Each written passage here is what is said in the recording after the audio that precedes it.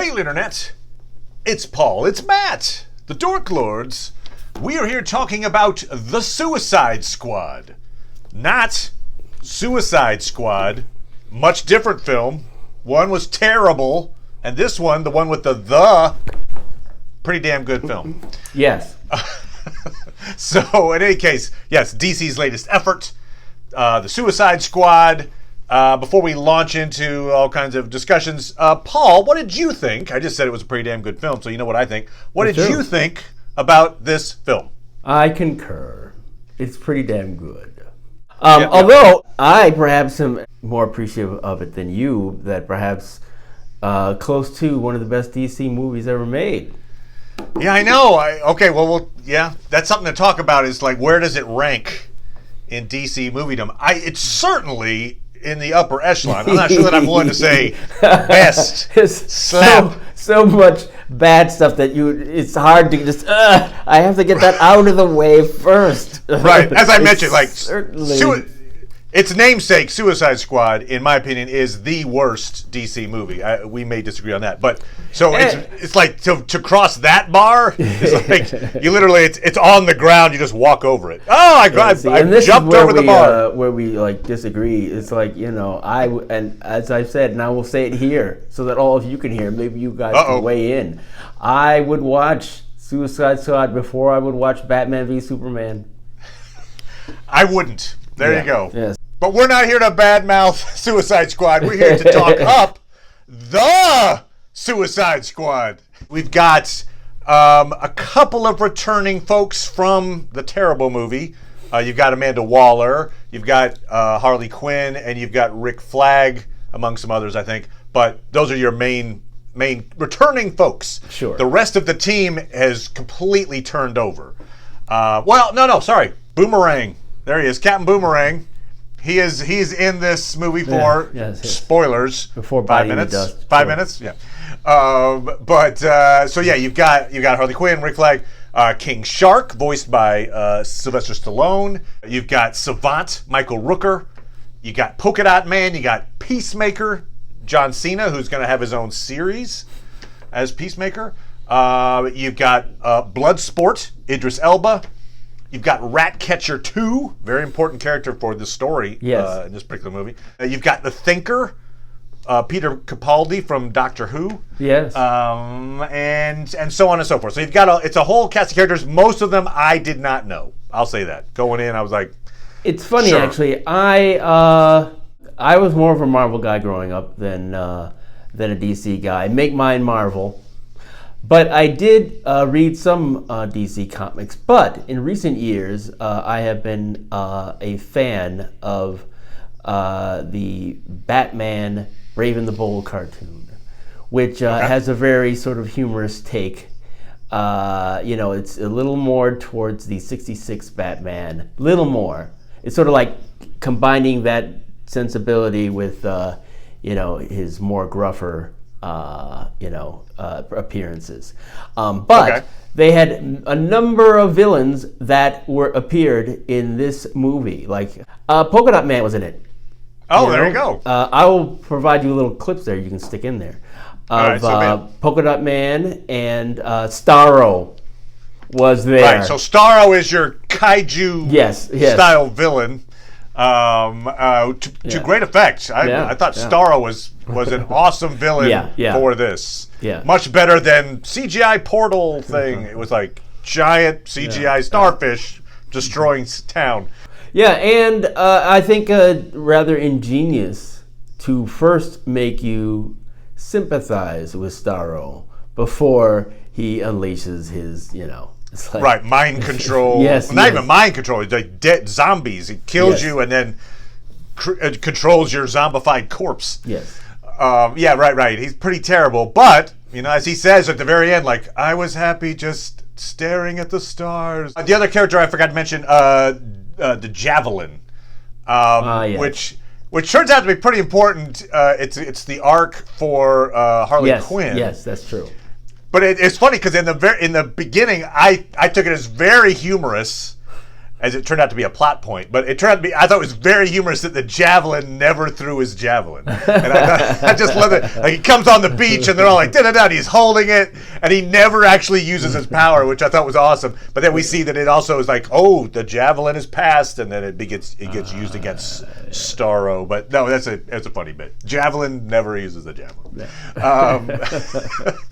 So lots of funny beats in this, and a lot of them are right in that beginning bit. So that what we have is you have a legit Suicide Squad, a group that's their whole point is like distract for the real squad, and so they just get mowed down. Of course, Rick Flag and Harley Quinn survive, but the rest, well, Weasel.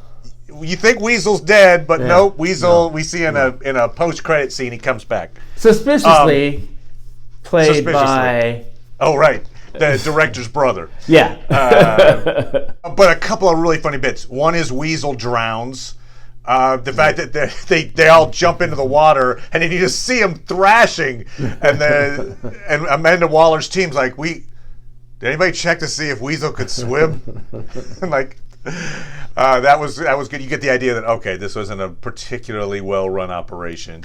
And then I think my favorite, or you could just say that they just don't care enough about the people that are. True. But I think to me, arguably the funniest thing in the movie is Nathan Fillion's The Detachable Kid. When his arms come off and then they head towards the opponents, I'm like, oh, this will be it. Like, I was fooled. I was like, oh, his arms are they're gonna like deactivate the homing beacon, or they're gonna do something cool like set a bomb off. No, it's just like they go and start slapping the guys. Or anyway, the guys apparently watched too much Three Stooges. That was great. And then apparently when they attack the arms, it hurts him. So he still feels the pain of it. Yeah. Anyway, that was gold. I love that moment. I was like, at that moment they had you.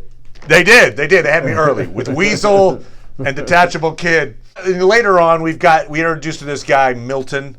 Milton is kind of the everyman who just kind of helps out with the group. Yes. And they got me because I noticed that he was running in with the team. Yes. Like, I think it's in the Jotunheim, and like he's running in with the team. I'm like, hey, he's with them. That's interesting. And then it pays off later with he just gets killed. Yeah. You're like, oh yeah, no, he's just a guy. And anyway. So Milton, we hardly knew ye. Yes, that's true. Oh, especially Harley Quinn. Right. Who's like, Milton? Who are we talking about? Yeah. The bit. It's very dark humor. Could have gone the wrong way easily, but the bit where they kill all the freedom fighters, thinking that they're the terrorists, basically, that they're supposed to kill, and then at the end they're like, "Oh, what? I don't know what happened to him. I didn't see anybody." like that's pretty good. And the one-upsmanship with Peacemaker and Bloodsport trying to kill folks off. The one I think it's Bloodsport kills the guy by. Like there's a guard in a bathtub, and so he could just shoot him. Yeah. But he said, no. I shoot the fan that'll fall into the bathtub that'll electrocute him. Yeah. Anyway, so that was funny. Which also the bit where we meet Peacemaker, it gets this lead up with like, all right, Bloodsport, meet your team. They've all got unique skills to help out this operation. And then Peacemaker has the exact same backstory as Bloodsport, who calls it out like, wait, what? I thought you just said... Anyway, but that was good. There were a number of things in there that were sort of cliches, but that were done well. Certainly the killing of all those people was a cliche. And we're going to save Harley Quinn, and then Harley Quinn doesn't need to be saved at all. That was, I thought, rather effective. But no, the thing that stood out for me about the movie is I thought that basically the stories of Bloodsport and Ratcatcher 2, were really effective. I liked their arcs, and it was a really good use of Taika Waititi to show him, in a way that through her eyes, I think, certainly in terms of memory, where it's like, okay, he's clearly a drug abuser and all that, but not bad father to her. And having that one moment where you see basically the philosophy of her connection to the rats really was, I think, powerful and effective. It's the mission statement of the movie, I think. Yeah, like yeah, if you yeah. were to, which Yeah. was, I think I wrote it down here. It Which says, is why I think, like, as you look at it as a whole and how expressing what the characters are doing, why it puts it above, Man of Steel for me, and Shazam, which, is okay, but, come on. Not as good as this. Taika Waititi's Ratcatcher Yes. says to his Ratcatcher daughter, 1, Ratcatcher 1, Ratcatcher 1, Ratcatcher 1, Ratcatcher 2. the original. He says, rats are the lowliest and most despised of all creatures, my love. If they have purpose, so do we all. And so we, the metaphor, obviously, of the rats Yes. to our Task Force X folks. Yeah. They are the rats, and they come up with a purpose. They Yeah. are told eventually to leave, let Staro just destroy Corto Maltese. Yeah. And also, I decide, think was even at the- effective too. Like, certainly they had resentment and anger amongst the characters because they're not socially adept, and so they're not all that mature, so they can have animosity towards each other. But when John Cena's Peacemaker learns that their intention is to expose this atrocity, and therefore the government, and he's expressed his patriotism, it's played really well. You can believe that, okay, they're going to fight over it. That Rick Flag can be so enraged by it that he's going to do something about it, and that Peacemaker will be like, okay, no, I'm going to be serious about stopping you. It's like they chose criminals, and even as they're accomplishing heroic deeds, then it comes to a point where they have conflict, and it's effective.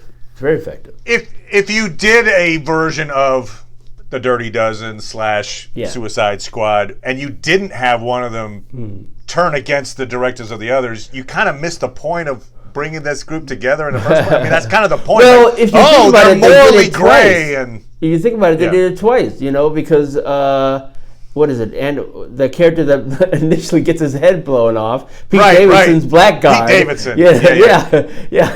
His character, I sold him out. Come on, and that's it's too bad they didn't shoot another part of his body so we could appreciate how stupid he was. because no, they blow his face off. He probably didn't get too much time to realize He probably didn't have what a time to mistake reflect. he made. So John Cena was, he's given the directive of destroy all the data. Just to give you a little fill in, Right. It's a fairly simple plot, but basically Jotunheim is this lab started by escaped Nazis on Corto Maltese. There's a highly dangerous project called Project Starfish, which is an on-the-nose name because it's about a giant starfish. Yes. And then recent political upheaval on Corto Maltese puts Jotunheim's control in jeopardy, which is like a big global threat because Staro could be a big threat. So they're sent in to take out Jotunheim. And secretly, Peacemaker's also given the other directive of destroy all the evidence because the evidence will lead back to the U.S., and they'd rather not have that. And so when those things come to cross purposes, Yes. Peacemaker ends up getting into a fight with Rick Flag, kills Rick Flag, is about to kill Ratcatcher 2 because she saw what happened and she's got the data.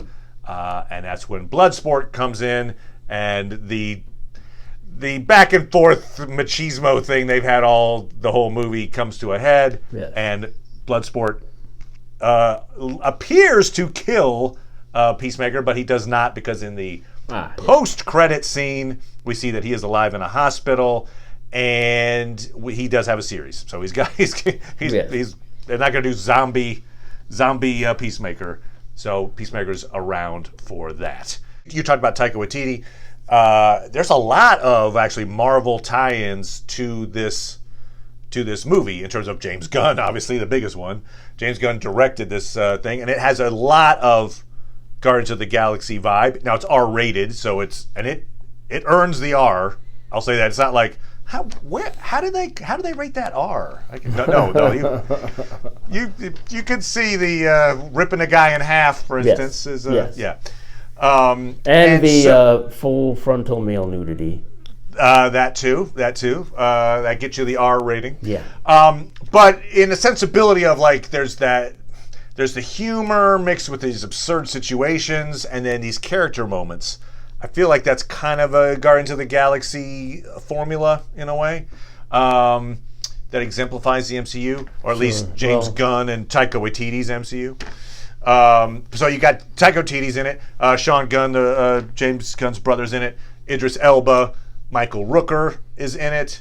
The guy who plays Polka Dot Man is also one of the team in Ant-Man. So you got a lot of crossover anyway, but you know they're good actors doing good stuff, and so good on them. It's just interesting how there is that flavor, even down to the fact that Groot is this giant CGI non-human thing that is like Groot, I am Groot, and he's voiced by Vin Diesel with just like this, I am Groot. Well, here it's King Shark, giant non-human CGI thing, nom nom. Voiced by Sylvester Stallone. So there's kind of, I don't know, there's like I could write an essay where I make ties between Guardians of the Galaxy and this movie. Surprisingly to me, this movie didn't do so well on its opening weekend. I don't think it's any reflection on the quality of the movie. It delivers what it promises. Sure. But I feel like a few things went against it. First of all, they've got the Delta variant has kind of crept back into people's worlds, and so the idea of going to movie theaters less appealing than it was 3 weeks ago. Sure. You've got the R rating, so you don't bring your little kids to this, probably. You've got the fact that it's on HBO Max. Mm-hmm. So, and it's not even it's not like Disney Plus where they're like, pay $30. It's like, no, you just watch it.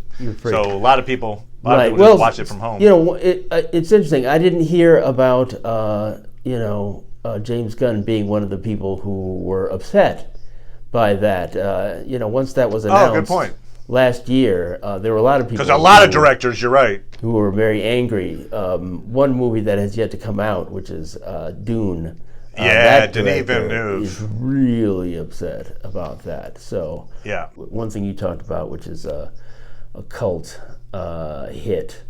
I think people will. I think there are plenty of memorable things in here. For my money, it's a star-making turn for Ratcatcher 2, Daniela Melchior, or whatever. She was the heart of the movie in a lot of ways, right? Yeah, and not in a way that I think takes away from Margot Robbie, although I would argue that you don't really see much character development from her. She's not much different at the end of the movie than she is at the start.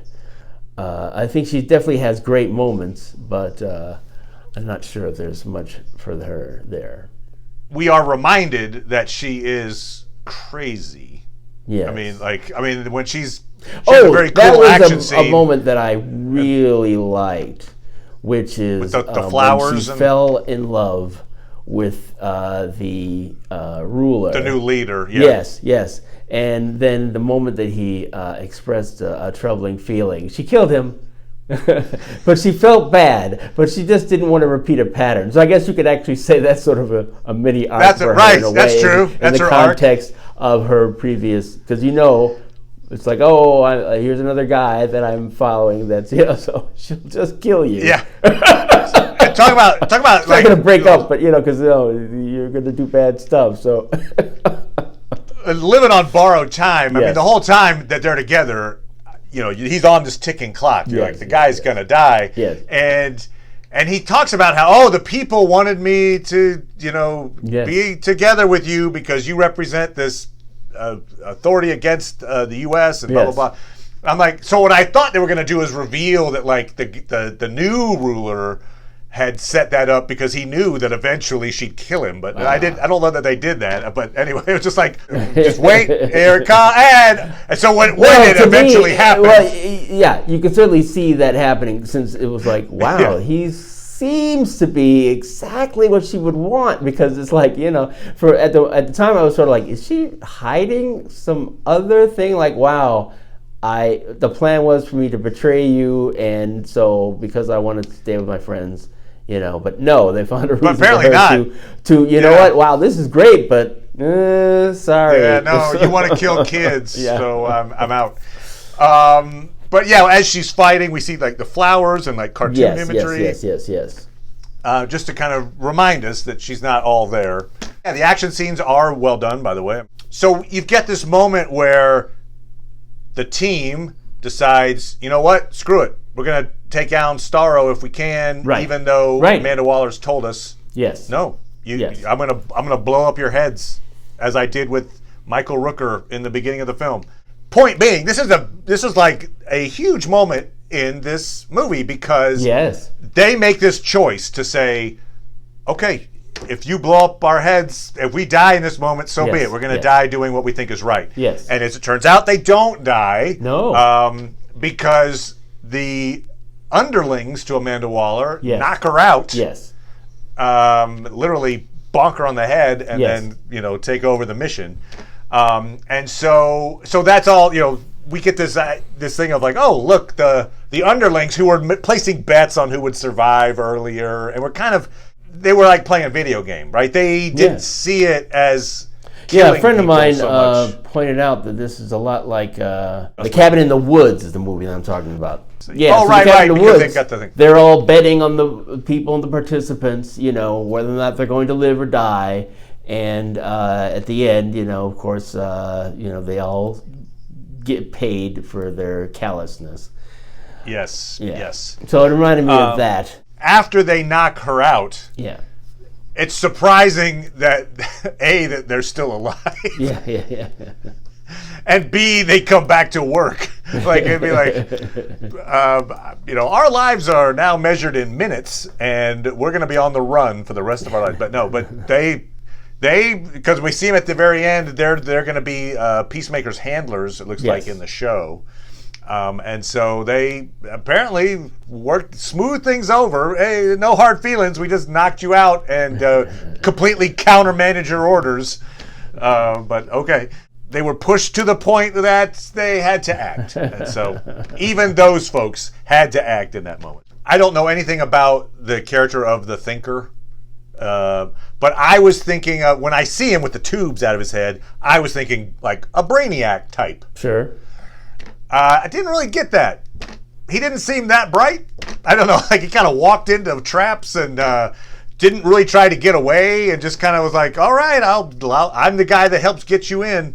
Like, I was kind of expecting more of like devious, like, this is all part of my plan. I foresaw this whole thing, and whatever. But no, right. Well, he wasn't functioning that way in the script. I mean, the story. He didn't count on Staro being able to, eventually be freed. But part of me thought that maybe because of this movie, where you've got these people that are like, oh, it's a superhero, but their power is lame, that it's just like, he's the Thinker. And he's like, he's intelligent. Like, he's a smart guy, but he's not like superhuman intelligent. He's like, I got a degree. I understand, I understand how the human mind works, blah, blah, blah. But I put some tubes in my head, and now I was ready for him to be like a threat to the group. And he really wasn't, right? He was just like, well, okay, for the fine. most part. I mean, once he revealed his ability, he was a threat. Well, Staro was the threat, right? I mean, right, but he was controlling Staro for a time. For a time. Yeah. For a time. Yeah. Until his limbs were ripped from him. Yeah. I mean, it's sort of like, it's not like it was well, of course, if we destroy your ability to control Staro, then it'll work in our favor. Right, It's sort of like, are you dumb enough to do that? So, that is the Suicide Squad. And we will be back. Actually, we're going to be talking about the What If series on Disney Plus. It just dropped, so I got to get to watching. Paul's already seen it. Okay. Anyway, so we'll be back talking about that. Thank you, as always, Paul. Appreciate it, good sir. Sure. And we'll talk to you guys next time. Bye.